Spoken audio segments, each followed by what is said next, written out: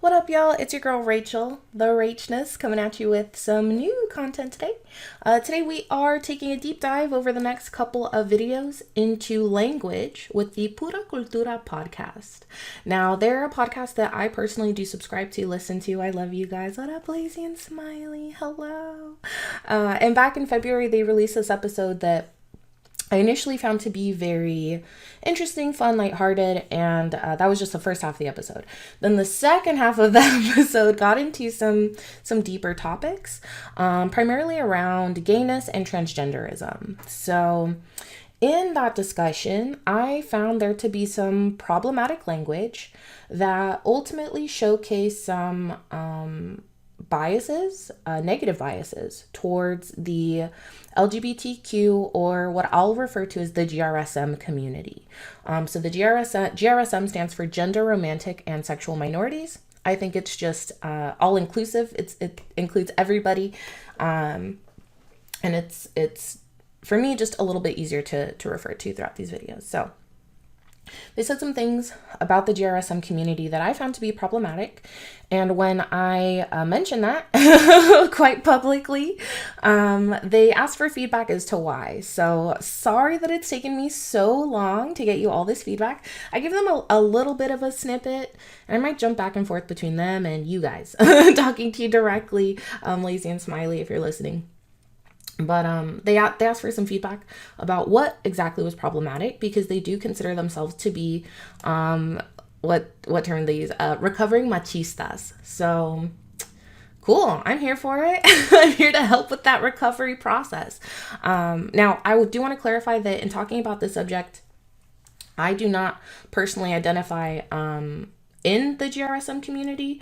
I do identify as cisgender, hetero female over here. But I do try to be an ally to the GRSM community. It's a community very close to my heart. And as an ally, the language that I heard was problematic. Now, what I would like to ask is for any of my GRSM folks in the comments, if I say anything wrong, please feel free to correct me. Please, I'm always still learning too. Okay, all the things. I'm still battling myself and trying to be better. But I do want to help try to educate other potential allies as well, if I can. But do please feel free to correct me if anything in this video series comes out as wrong or illegitimate, or an idea that you can't stand. you cannot get behind. Now, before we kick off this little segment, some of the topics that we'll be going over today, and I say today because I'm doing all of these videos in one sit down. I'm just breaking them up, recording them. So today we're going through, this first video is kind of just to level set and to talk about what it really means to be for the culture, because that's something that the Pura Cultura podcast talks about a lot. The next video that we'll talk about is going to cover language surrounding the gay agenda, something that kills me to talk about. It kills me. So we'll talk about the gay agenda. Then we will kind of more broadly talk about children coming out, and I'd like to provide you guys with some stats around GRSM youth and how they are at risk for self-harm. And I want to talk to you about how the language we use can perpetuate those feelings in kids. Then after that, we'll get into the main topic, why this was even brought up in the podcast. It had to do with some beef, something that went down between a rapper and a basketball player. So between Lil Boosie and Dwayne Wade, who does have a transgender daughter. So we'll talk about specifically the things that Lil Boosie said that were absolutely problematic. And one of you guys said you didn't think anything he said was problematic. That to me is a problem. So we're going to go through sentence by sentence, and hopefully you'll be able to see after these first couple of videos why what Lil Boosie says was problematic. Then we'll wrap it up. We'll kind of do a little conclusion and call to action together. So before we get into our other topics, I do want to level set with y'all some things that we have to agree on, or else this conversation is not going to be productive. It's not going to go anywhere at all.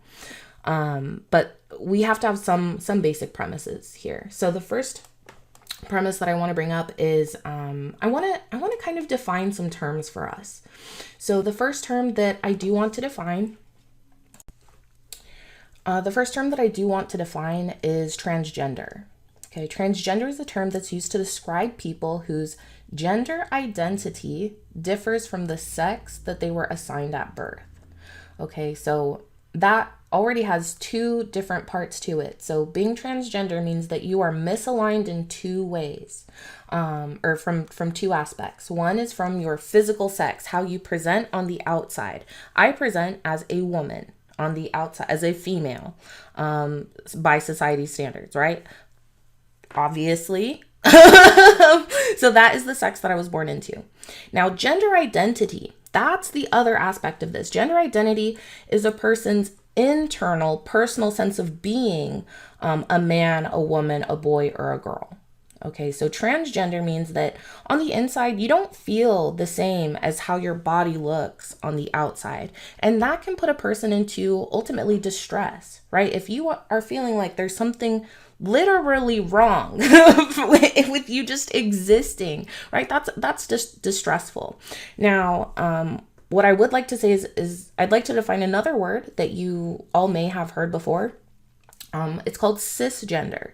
Cisgender means that you are in alignment, right? I identify as a cisgender female, cisgender woman, right? I present as a woman on the outside, and on the inside, I feel like that's correct. I feel like a woman. It is what it is. That's who I am, right? So that's something that I want to call out very first and foremost, is we need to have a solid understanding as to what exactly we're talking about. Because in this episode that you guys put out, you kind of jump back and forth between transgender, gender identity, and the third aspect of this, the third term I'd like to define for us is sexual orientation. So sexual orientation is different than gender identity. It's different than being transgender or cisgender. It's different than just the physical sex. Sexual orientation is who we are attracted to, right? And so here's what's interesting about sexual orientation. You can be cisgender or transgender and be gay, or be lesbian, or be bisexual, or be pansexual, or be aromantic, or be just queer, like however you want to identify, however you feel best describes you and your romantic pursuits and sexual pursuits with others, right? So your sexual orientation is different than your identity and how you just feel about who you are, right? That's the gender identity piece. So sexual orientation is different. Now that's going to play a huge part when we talk about Lil Boozy, because Lil Boozy does not know the difference between sexual orientation and gender identity or transgender at all whatsoever. So that's going to come into play. So three key things to think about: gender identity versus physical sex versus sexual orientation. Those are three different things. Now, throughout this video, I'm going to try my best to be very explicit about separating sexual orientation from gender identity. I feel like in a few of my notes, I just wrote gay as like a blanket term for like the topic of gayness, like the GRSM community. If anyone finds that to be wrong, please let me know and call me out for that. If I do misuse it in any way. Now, okay, so that's a basic. We have to come to that understanding. So knowing these things, right? Knowing that we have these three different aspects to us: our physical sex, our internal, how we feel about how our body is presented in that sex, right? Like, and our sexual orientation. With those three things, we have to now understand, here's our second ground rule for this video. We have to understand that these things are part of our identity. They're part of who we are. So identity is defined as the fact of being who or what a person or thing is. The fact of being. Fact. It's also the characteristics determining who or what a person or thing is. Okay, so this what this definition tells us, right? Identity is that sexual orientation, gender identity, these are part of who we are. We cannot change those things. So what that means is, I bring this up specifically, we'll talk more about this in one of these episodes, but there is a lot of allusion to you guys saying that sexual orientation predominantly is kind of where you were coming from, I think. But also you do make the allusion to gender identity as them being externally influenced ways of being. And that just isn't it. An identity is a part of who we are. Just as much as I identify as a lighter skin Latina, and try to recognize that light skin privilege, I do. I do know that that's part of who I am, right? I don't identify as a white lady. I just don't. Part of my identity is my skin, right? Part of my identity is my background, right? For me, it's my mom being Mexican, my dad being Puerto Rican. That's a part of who I am. So very much the same way our gender identity is a part of who we are. So I'm assuming, now please let me know if that's wrong, but I'm assuming that y'all feel like you have dicks and you are men. Have not ever had to question it or felt out of place being a man with a dick. I'm guessing that that's the case. And same for me. I have been privileged enough to not have to question my gender identity in that way. I have just aligned myself as being, I feel like I'm a woman and I present as a woman. So there we go. So we have to come to the agreement that gender identity, sexual orientation, those are inherent parts of who we are. Okay, that they're not something we can just change. They're not a lifestyle. They're not just a culture, right? They're part of literally who we are, what makes us us. Now, that said, if you can agree to that second point, then you must also have to agree to the third point, and that's that if you are transgender, or if you do have a minority sexual orientation, right? If you are gay, lesbian, bisexual, aromantic, anything like that, that there's nothing wrong with that. That's going to be our third premise. There's nothing wrong with it. If it's an identity, if it's part of who we are, how we're born, then there can't be anything wrong, right?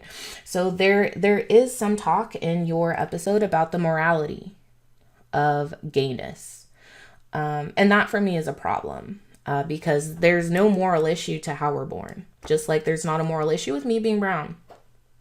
There would not be a moral issue if I was a lesbian or if I was transgender. There's nothing morally wrong. So here, let's define what morality is and what morals are, okay? Okay, so moral, I'm just going to define that word. It's an adjective. Is defined as being concerned with the principles of right and wrong behavior and the goodness or badness of human character. I'm going to say that again. Concerned with the principles of right and wrong behavior and the goodness or badness of human character. So when we talk about morality, when we talk about morals, when we talk about how they relate to sexual orientation, if we have now determined that sexual orientation and gender identity are part of who we are, then the behaviors that stem from that, so let's say if someone is gay, right, a dude, guy, a cis guy that identifies as gay who gets with another cis guy who identifies as gay, right? There's nothing wrong with that. There isn't that behavior of them being in love and the things that come out of love, right? Holding hands, kissing, like sex, all those things are natural behaviors then, right? Because that's how we are born.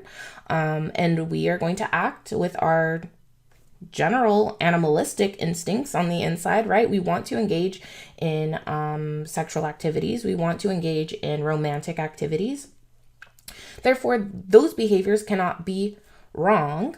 There's nothing immoral about them because they just simply are part of being gay. It's just part of life. Or being straight, right? Those relationships happen between all of us.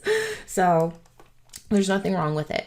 Now let's think about the second part of that definition, where it says the goodness or badness of human character. And here's where I think you need to really take a deep dive, right? Is, do you think gay people are bad? Or transgender people are bad simply for how they were born? If you think no, then we can continue, right? Then let's keep going and we'll talk about some of the other language that you used and why that language does not indicate that you feel this way. But if you do think that it's wrong to be gay, if you do think that being gay or transgender makes you a bad person, then we can't continue the conversation. Quite frankly, it kind of has to end here, because just because you are gay, just because you are transgender, just because you're lesbian, it doesn't mean that you're a bad person. It just means you have a different interest in who you love. Quite frankly, or in terms of being transgender, it means that you feel differently on the inside than how you look on the outside.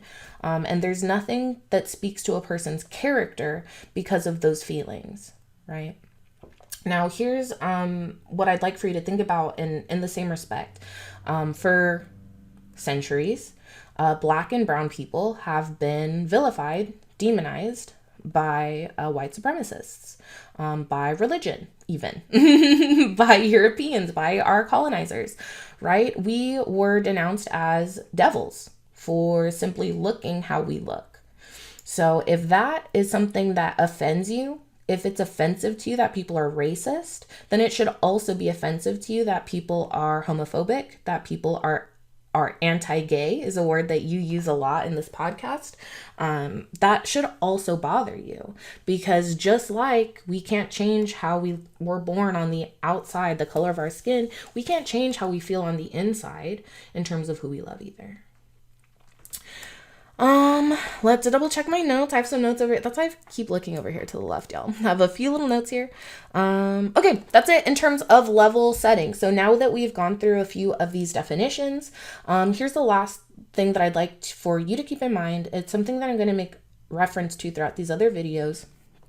And that's that, Pura Cultura often talks about everything being for the culture. It's all for the culture. And I'm a big believer in being for the culture. But here's what I don't believe. You can't be for the culture if you're not for all of the culture.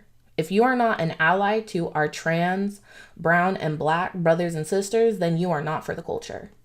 If you are not here to uplift our gay, lesbian, bisexual, queer, any brown, Black brothers and sisters, you are not for the culture. If you say all Black lives matter, you have to mean Black lives that are Black trans lives, that are Black gay lives, all of that. If you are one of those people saying all lives matter, you have to also then include transgender lives, these people who are being killed just for who they are and how they feel on the inside on the fucking street. You have to be for gay lives. You have to be for all of it. So no matter what you're saying, if you're saying I'm for the cause, you have to be for all of the cause. If you're not for all of the cause, then you're really not for the cause. That's how I personally feel. I stand by that very strongly. I hope that you'll feel the same way. Now that's it for this first video. I think 20 minutes is good enough. So I'm going to go ahead and stop it here. Get ready as we hop into our next topic of the gay agenda. Thanks, y'all. Bye, y'all.